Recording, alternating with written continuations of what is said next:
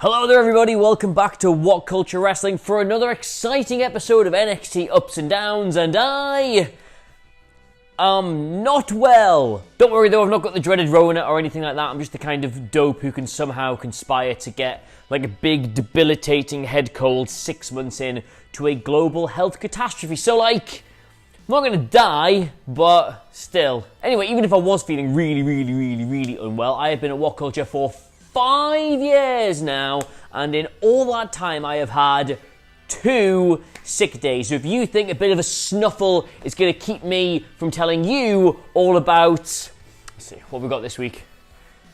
Damian Priest versus Timothy Thatcher? Alright, okay, well you'd be wrong. So with that in mind, I do really want to get back into bed and just do some emails with a lemsip. So, that's your intro. Chris, hit the thing.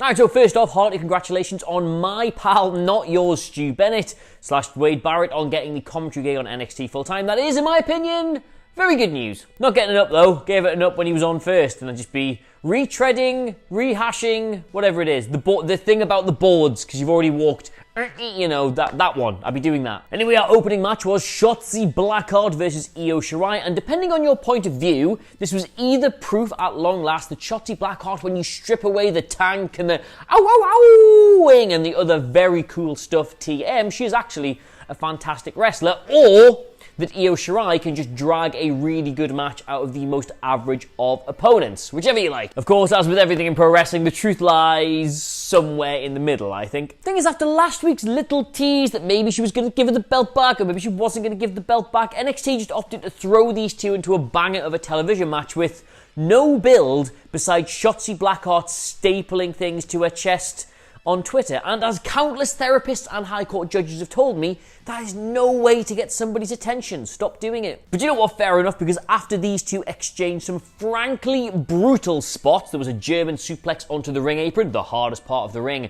Remember, some moon shins, that's what I'm calling them, to the gut, and the lesser spotted cattle mutilation. They both left the ring with reputations massively enhanced. Thing is, Shotzi's stick is incredibly entertaining. No, shut up, it actually is, but she so rarely backs that up in the ring. She's never really won a big match. She's been in and out of feuds here and there. So this was a banger whichever way you want to look at it. So it's getting an up. Now, whether you want to give her credit for that or whether it's just because she was wrestling Io Shirai, and quite frankly, I could have an entertaining television match with Io Shirai, and I'm terrible at wrestling, well, that's your call. Next up, we had Tommaso Ciampa again, and, like, is this just me, or does nobody else understand the point of any of this? Because this is the thing, right? Tommaso Ciampa is one of the genuine stars in NXT. He's a man who has headlined innumerable NXT takeovers. He has been a fixture in the main event picture for years, but found himself in desperate need of character reinvention. So he left in almost the perfect circumstances to do that, a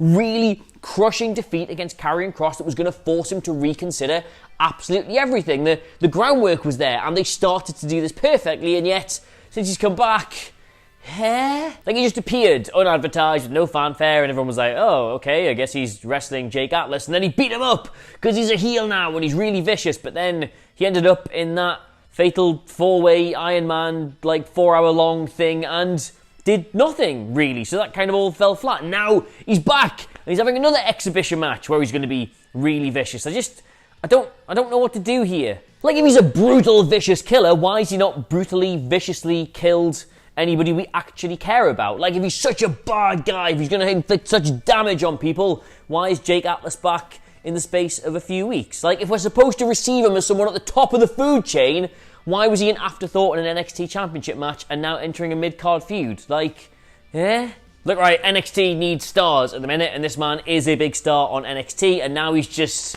playing with his dick down.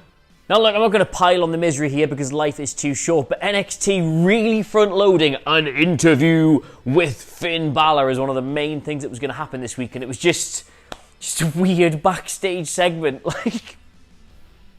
Alright, and absolutely fair play here because I do the article version of this as well. Look, there it is, and I'd already started writing the down for this match when the finish happened, and I realised that I wasn't going to give it a down, actually. You see, what I did was I used my incredible foresight and experience in pro wrestling to gaze into the future, an inevitable future that I had foreseen. And it was Austin Theory would wrestle Kushida, and then the match would just descend into a big brawl as both Velveteen Dream and Bronson Reed got involved. And then next week we would just have a really boring tag team match between the faces and the heels, in which Velveteen Dream, the biggest star, would pin Bronson Reed, probably the smallest star, and then we just keep everything going from there with everybody being protected, because inevitably there would just be week after shenanigans, because they wouldn't do anything interesting like have a clean finish or some character development. So imagine my surprise when I got some clean finishes and some character development. And the thing is, more than that, this was an honest contest in a good spot on the card, given actual time and people allowed to showcase themselves. Like Austin Theory, yes, he lost, so you might think that's damaging, but he's still got this cocksure swagger about him, and Kushida finally gets a decent win on TV, and ooh, there's a mean streak there. I feel like I'm learning more about him, so yeah, fair play. This was a really smart use of TV time, really smart use of both these guys getting up. And just if anybody from NXT is watching this, since I know Simon Miller always makes a point about the number of screwy finishes in WWE, like, this protects both these guys. Like, yes, Austin Theory lost, but look at the way he lost. It was clean, but it was decisive, but it was fine. Not everything has to be shenanigans, you dicks. And you know what? Speaking of clean finishes and character development, I really liked what they did with the Tag Team Championship match here, because the story going into it, right, is that Imperium think that Breezango think wrestling is a joke. I think that just about made sense. They think they don't pay attention. They think they don't try hard enough. They think they disrespect this profession. And to be fair, Breezango do, because they put silly costumes on and do silly dances. So yeah, they're right. They are the better wrestling team because they take wrestling more seriously. So when they go toe to toe with Breezango, they will not be able to live with them in a wrestling capacity. That was the premise. And classic WWE style would be for Breezango to win and still make a joke out of the whole situation, which A, does nothing for them because we already know they are like a comedy outfit, but also makes Imperium look like a bunch of chumps. So again, imagine my surprise when Breezango were like, right, okay, no silly gimmicks, let's actually wrestle them and then beat them at wrestling. That's really entertaining. Because in the end, yeah, Imperium had a point. They weren't taking it seriously. They didn't respect wrestling, but they can do that. They showed that they're capable of doing that, and they went and beat a really good wrestling team in the process. Now, yes, it was a roll-up, and I know we've all got hang-ups about those, but it was still clean. Like, they didn't get away with one. They didn't steal it at the end. They just rolled him up. They countered their finisher really effectively. It was good wrestling. Up. And speaking of tag team matches, I did feel a little bit sorry, actually, for Camille and Lee and Carter and Catanzaro having to follow probably one of the best tag team matches of the year with what was purely going to be just some exhibition fare. But in fairness, it was purely exhibition fare, and they did all exhibit themselves quite well, so it was fine. Actually, quite an interesting proposition, this, if you ask me, because obviously Camille is new, we don't really know what's going on there. We've seen Catanzaro and Carter as a team a couple of times before, but Xia Li's really struggled to find a niche on NXT this year. Like, I looked this up, because you know me, I love my research. Her last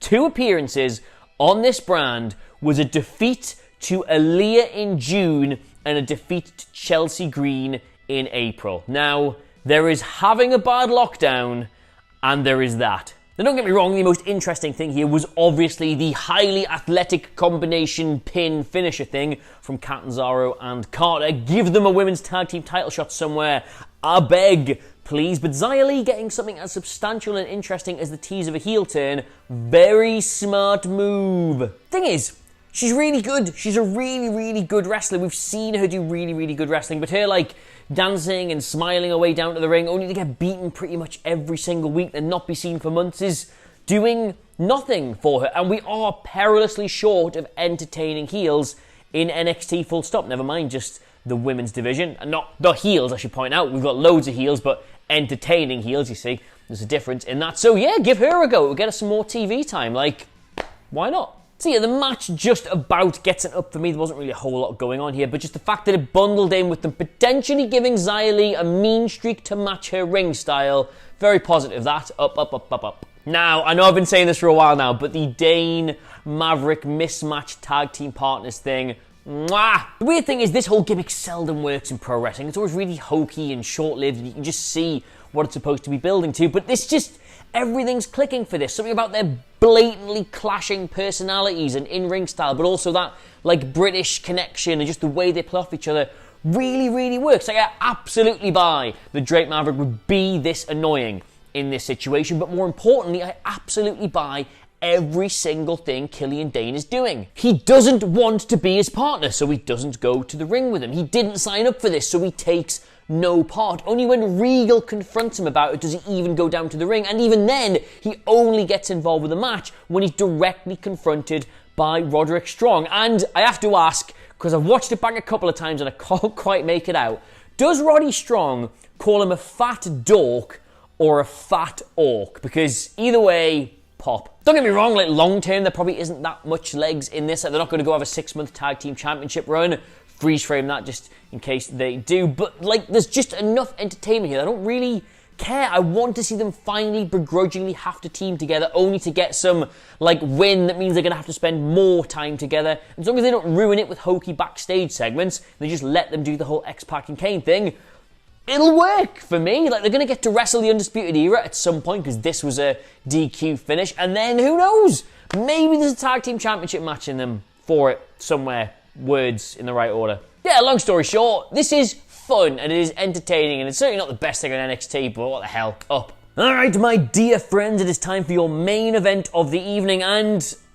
Right, okay, so look, NXT is a developmental brand. Like, it's easy to forget that when you get drawn into conversations about ratings and Wednesday Night Wars and all of that tedious stuff, but still, it is like the developmental territory where a billion-dollar corporation sends its rising stars to finalize them into a marketable package for its flagship TV shows. It's why Bronson Reed scored a huge victory the other week, a huge underdog victory the other week. It's why Aaliyah has had more TV time than Io Shirai in 2020, and it's why Damian Priest was handed a 20-ish minute main event last night. As a vote of confidence in the guy, this is like absolutely huge. Like, the guy's had a really middling 12 months, but he now holds the North American Championship and he's been asked to fill the biggest shoes on the brand, the main event shoes. That's fairly big.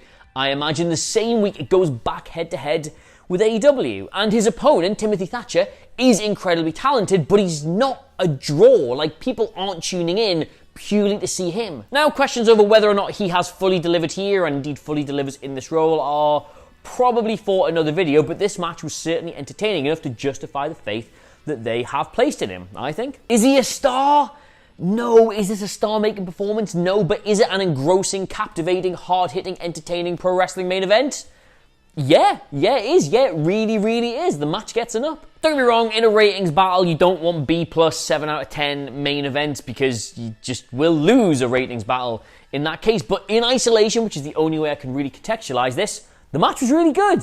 I thought it just feels like there's a bigger conversation to be had about like Timothy Thatcher and Damian Priest being the main event the week they go back head to head with AEW. That feels like a discussion for a podcast, for some dads, if you get what I'm on about. But me, purely, my job here, was it good? Yes, up. But this does bring me to my last point of the day. And you see, the thing is, this and this, these are both a problem. Battle Royals are great fun. They're one of the last pure, unruined, always entertaining things in pro wrestling. You get matchups you never see before. You get like combinations you never considered. You get outright carnage. They are great for having a cold start on a title program or doing something. They are really, really good, provided they're used sparingly. Don't get me wrong, the Royal Rumble is baked into WWE's calendar. AEW have made the Casino Battle Royal a big part of what they do, but they are lock-ins that you can build stories into, develop stories during, and have new stories coming out of.